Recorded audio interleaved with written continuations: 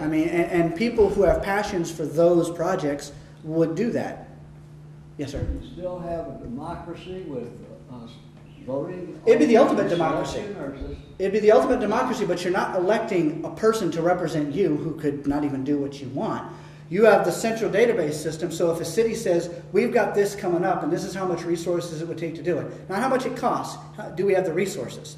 Yes, we have the resources to build this bridge. Well, who decides? Is it a computer or people? No, say somebody sees a need, that we need a bridge from here to here, or something is not right. They would input it and say it's not right. Well, who decides we need a bridge? You know, what concerns me is that, you know, it sounds like, you know, Plato had envisioned a government in which superior people would decide what is best, and Bertrand Russell said Plato's a fascist. You have, you know, who decides how much is going and what is going to be made? The people decide. The person can just push a button and decide what he wants to get. Who decides what he is able to get? The people decide. It's based on efficiency. It's making the best possible products at the most efficient set. It's not creating a bunch of redundancy products. It's creating what are the top 10 cell phones or top 5 cell phones that we have right now. That's all you make. You don't make 75 versions of it. You make what are the top 10, which automatically reduces your waste and resource waste, your trash waste and resource waste by making redundant products. But then they'll be tested for ergonomics, you know, how they work, things of that nature, which they've pretty much already figured out. That's why all the phones, if you notice, first they got really big and that was too much, and now they've kind of gotten down to the iPhone size, and that's what most people like, is that kind of size, about the size of a PSP, something of that nature to do what they want it to do. So the ergonomics eventually works itself out. It's efficiency, it's science, technology, and engineering being used in the most efficient manner to provide the products that everybody needs. If somebody says, well, I got an idea for a device that would be helpful, if the entire city says, yeah, actually that'd be pretty good, that'd be something that everybody could benefit from, then it will go into production. Do we have the resources to do it? Yes. Then let's put together a team of engineers or scientists or whatever, or whoever's technically trained to build that kind of system. They would figure out to mold it and everything, and just like a company would do now for a product, but it would be all the people in the city who want to help with that would do it, and then the technology would build it for you. The robots will build it for you after that point, once you give them the plans. Do you see this happening little by little? Because it's hard to... Oh, there's no way you can't. It's hard to wrap your mind around the whole global shift. It would be very hard. Yeah, so do you think it'll happen little by little? Yeah, it's incremental. I'll get to that in a second. What about children? I mean, is it going to be a voluntary, everything's voluntary? What if none of the children want to go to school and learn to do anything? Maybe they're just happy to sit there. I don't know of any child I've ever met in my life that just sits there and does nothing. Maybe they don't want to go to school anymore. That would be because somebody's telling them that they don't want to go to school anymore. Education and going to school would be tremendously more supported than it is now. California just laid off 22,000 teachers because of stupid budget reasons. That's going to completely hose the kids. This is about building education. The center of the city is a university. It's all about education. It's about bringing everybody up. But it's not children sitting in pretty little rows with one teacher up there and you got to mundanely memorize and read from books. We're going to go see how this robotics works. We're going to travel. We're going to practically apply the knowledge. We're going to see interactive holographic zones of talking to Benjamin Franklin and asking them questions to a computer so a kid could really get in there and learn and experience and touch and taste and feel. We don't do that now. We have them sit like little drones, little army ants just sitting there, and then we read them stuff and force them to memorize it, but they don't really get to interact with history or with whatever it is that they're learning.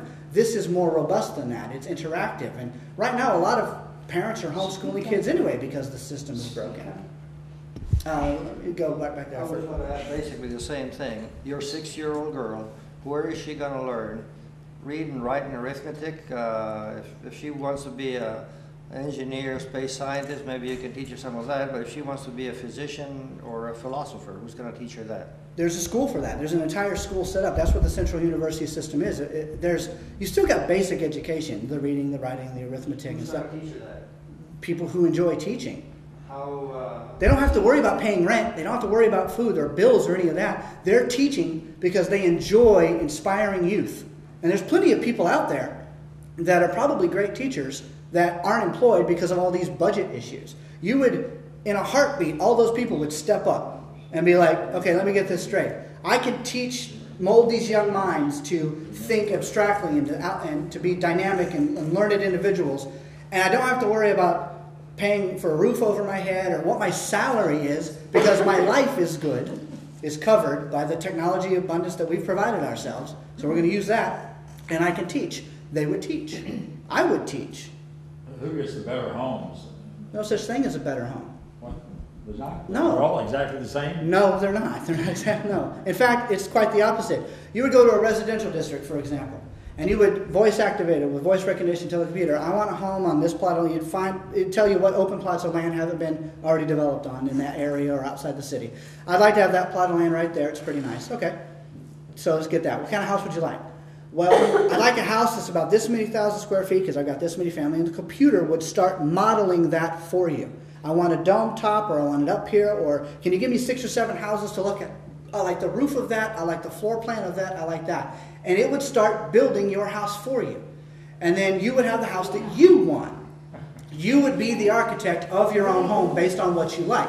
So then at the end you say, okay, that looks pretty good. I want to go to the VR room real quick and take a look at it and do a walkthrough. So you go into a room, all this technology exists. My university has something called the Cave, which was a VR room that you were able to walk in, and basically every time you stepped it would move the wall and it looked like you were going through stuff.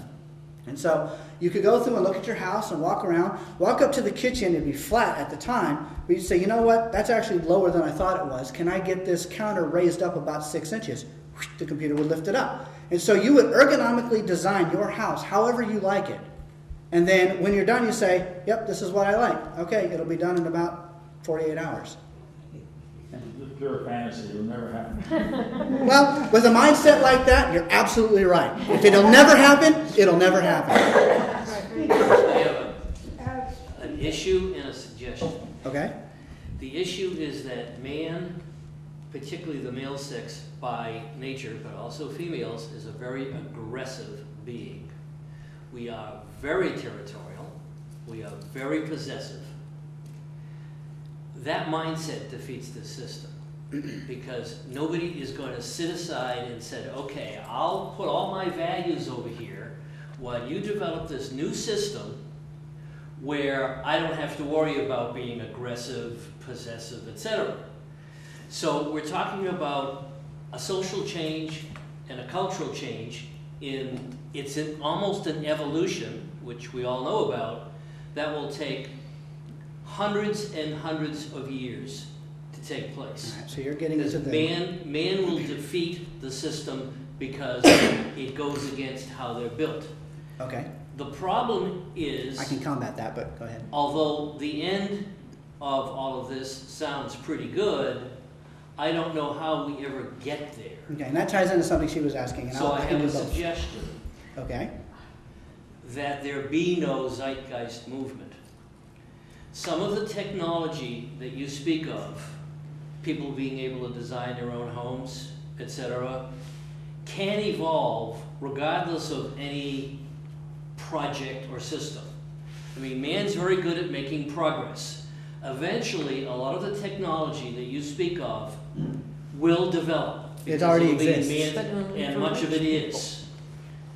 To have it all of a sudden appear that we have enough technology to have this system, to switch over from our monetary-based system to much more egalitarian system, I don't know how you make that switch over. I don't know that people will put up with it. Okay. They'll be too afraid. All right, let me address the nature versus nurture argument, which comes up every time.